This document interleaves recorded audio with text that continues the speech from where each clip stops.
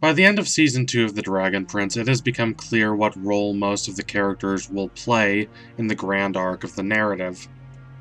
Callum is our protagonist, the prince who doesn't exactly feel like a prince because he's only royalty because his mother married the king, and now his mother is dead. Ezran is the crown prince who becomes king.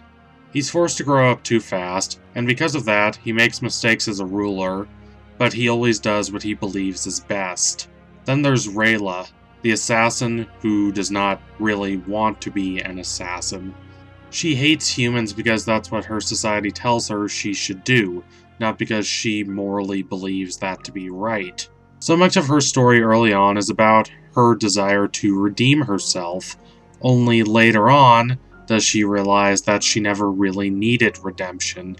However, there are two characters who remained positively enigmatic going into Season 3.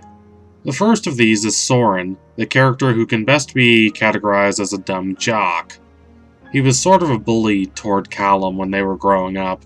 Unlike Callum, who never had confidence and always questioned his self-worth, Sauron was a braggart. He was arrogant. He was a blowhard. However, he secretly envied the bond Harrow had with Callum. Even though Callum was not Harrow's biological son, Harrow still treated him with love and tenderness, things Sauron never received from his father, Viren. Constantly, Viren expresses frustration with Sauron, though in early seasons it is easy to sympathize with Viren, considering how much of an oaf Sauron is. Viren's abusive nature becomes more overt in Season 3, and Sauron finally abandons him, unlike his perfect sister Claudia. She is the other character who remained enigmatic. Because she always received Viren's support, she sticks with him. She believes what he is doing is necessary. When Sauron proves himself willing to kill Viren in order to protect Ezran, Claudia is mortified. Later, she brings Viren back from the dead. While we don't quite know the specifics of that situation at this juncture, it is safe to assume she killed at least one person in order to do so. Claudia is one of the show's foremost practitioners of dark magic.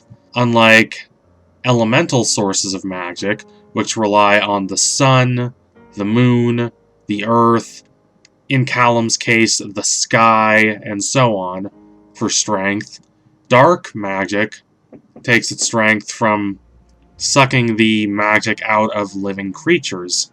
This is a complicated topic, and I don't want to be the one attacking humans for using dark magic when humans are otherwise at an immense disadvantage against elves and dragons, but the show definitely promotes the idea that dark magic is innately corrupting. Rayla is depicted as being in the right when she reprimands Callum for using it in Season 2, even though he uses it for a good cause.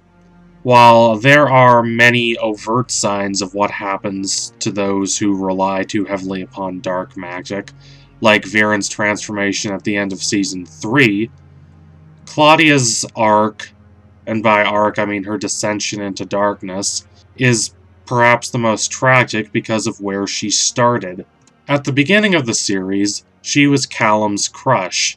The two of them were extremely close, childhood friends. Because she's older than him, and because she has this mysterious air about her, Callum was drawn to her, both platonically and romantically. Did she reciprocate his romantic affections? It's not clear, but it's implied that she at least appreciated them. Near the start of Season 2, they go on a date. It is everything Callum has wanted ever since he was little. She's never pretentious about it. She treats him with respect. Even though she is a powerful spellcaster, she is rather down to earth. She never takes herself too seriously, and she is rarely irritable.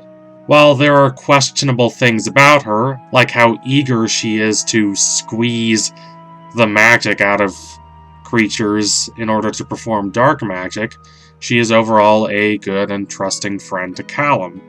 When he's with her, he feels special, To him, she's cool and smart and just an exciting person to be with. When he's with her, he doesn't feel invisible. But of course, the main arc of the Dragon Prince is not about the relationship between Callum and Claudia. Rather, it's about the relationship between Callum and Rayla. Increasingly, that is the core pairing. However, this does not mean Claudia stops being an important character. Far from it. Sauron, who's been stuck in the liminal space between sides for most of the series, starts on his path toward redemption. Claudia, stuck in about the same space, has started on the path toward becoming a villain. But not just any villain. The Dragon Prince has been divided by Aaron Haas and his team into 3 parts. The first part covers Season 1 to Season 3. This is the section of the show that, as of this analysis, has just ended. The next section is going to be Seasons 4 and 5, and the final section is going to be the final 2 seasons. Somewhere in this middle part, Claudia is going to become the main villain of the series. Here's my reasoning as to why. Now, before we get started, I want to answer one central question. Do I think Claudia is going to be the main villain all the way to the end of the show? No. Both because of reasons I'll explain later, and because the show has spent so much time building up Eryth that I do not doubt he will be the final villain. But Claudia is the villain I am most interested in. Descent into Darkness stories always fascinate me. What makes someone turn bad? Typically, it's not that they were completely good before, and then some random thing happened to them, and pop, just like that, they're evil. Real life is much more complicated than that. Rather, it's that the darkness was buried somewhere deep within them, in the form of a character flaw that could easily be overlooked in better times. So, what is it for Claudia? What is the seed that eventually caused her to become the kind of person who murders in order to revive her abusive father from beyond the grave? Is it just family loyalty? Well, that's part of it. When she appeals to Sauron near the end of Season 3, she appeals to their family bonds. She considers family to be more important than anything, so she does not stop to consider whether her family is right or moral. However, it is more complicated than that. A lot more. If family alone was the motivation, that would do as much to push her toward Sauron as it would to push her toward Viren. She loves Sauron, and she cares about him, but her loyalty is first and foremost to Viren. Why? Because he always applauds her. To him, she is always the perfect child, and she likes feeling like that. She loves feeling like she's right, and she constantly refuses to be questioned in her convictions. When Sauron explains that Viren ordered him to kill the princes, Claudia immediately starts making excuses for Viren, saying that Sauron must have misheard because of his lack of intellect. Now, I do not mean to imply that Claudia is the problem. She is not to blame. She is as much of a victim as Sauron is, if less explicitly. Viren's abusive parenting has warped her. However, it is going to be up to herself, as well as up to Sauron and Callum, to unwarp her. She's going to need to confront her failures. She's going to need to accept that she was wrong. And that is not going to be easy, as she has spent so much time being considered the perfect one. The Dragon Prince is very much a series about the importance of doubt. Now, I do not mean its characters are at their best when they allow their doubts to consume them and reduce them to shivering, nervous wrecks. Far from it. But they are at their best when they challenge who they are, where they are in the world, and what they believe. Rayla challenges the paradigm that says she's supposed to despise humans, and she's better for it. She works to bring peace between humans and elves, and she absolutely falls in love with one human, that being Callum. Sauron challenges the paradigm that says he's supposed to follow his father no matter what. After 3 seasons of trudging through Viren's web of manipulations, he finally sees his father for who he is. He finally frees himself.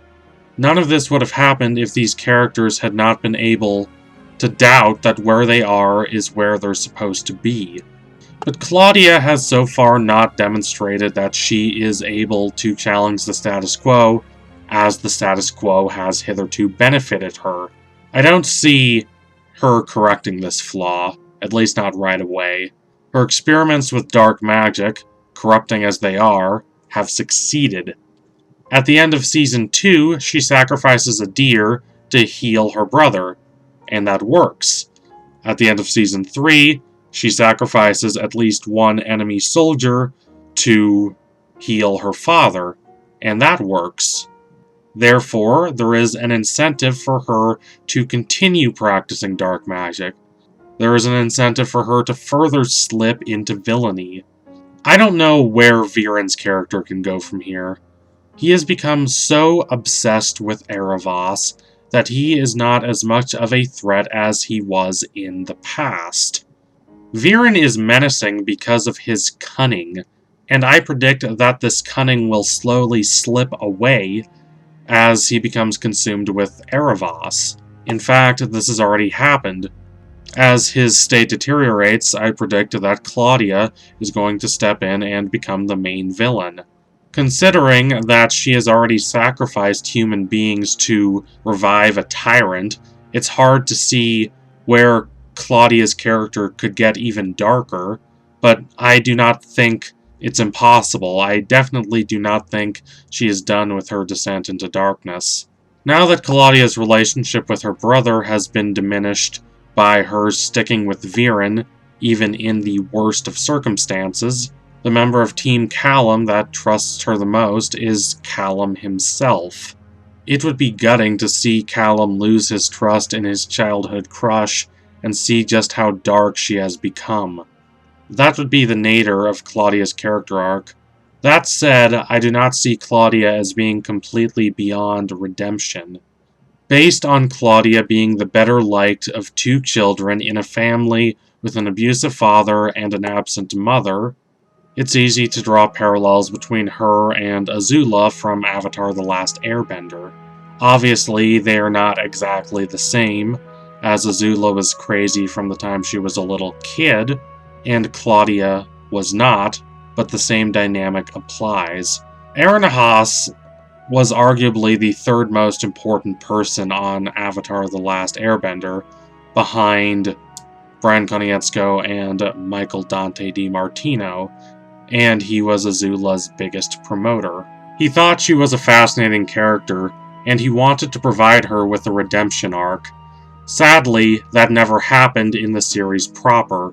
So how satisfying would it be for Ahas to finally be able to give an Azula-like character a redemption arc in the form of Claudia? As someone who likes Claudia, and always has, I hope she is redeemed. She is on a very dark path now. So thank you all for watching. If you liked what you saw today, don't forget to like, comment, and subscribe. Donate to my Patreon if you can, and you want to see more videos like this. Keep watching The Dragon Prince. It is a brilliant show, and it is only getting better and more nuanced, and the character dynamics are only getting more layered. There's just more being added to them with every season, and what they add expands who these characters are and expands the bonds between them. Character work is really strong, and I only see it getting stronger.